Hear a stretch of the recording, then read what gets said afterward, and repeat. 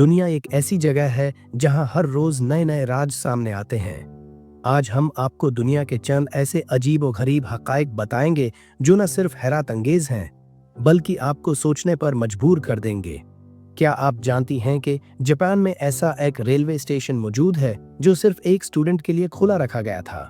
जी हाँ, जापान की हुकूमत ने उस स्टेशन को बंद नहीं किया, सिर्फ इसलिए कि एक लड़की रोज उस ट्रेन से स्कूल जाती थी।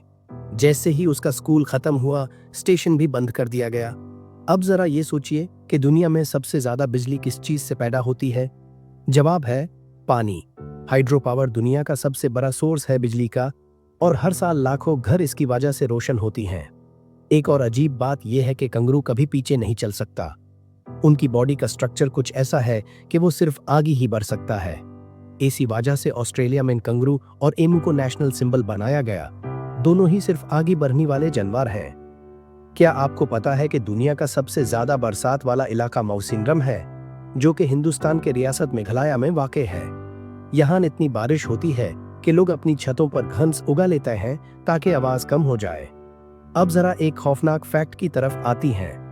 दुनिया के अंदर हर साल तकरीबन 8 मिलियन टन प्लास्टिक समंदर में फेंका जाता है। इससे न सिर्फ समुद्री जिंदगी को खतरा होता है बल्कि इंसानी सेहत भी मुतासिर होती है।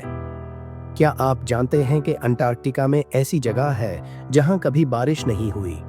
यह दुनिया का सबसे ज्यादा ड्राई एरिया है। इससे भी ज्यादा ड्राई सहारा सहरा नहीं है।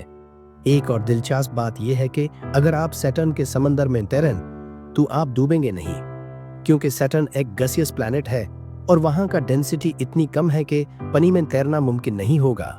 लेकिन खैर, वहां पहुंचना ही सबसे बड़ा चैलेंज है। और ये भी याद रखिए कि दुनिया में सबसे गहरी जगह मरियाना ट्रेंच है, जो कि समंदर के अंदर वाक़ है। ये इतनी गहरी है कि अगर माउंट एवरेस्ट को भी उसमें रख दिया जाए तो उसका अपर हिस्सा भी दिखाई नहीं देगा।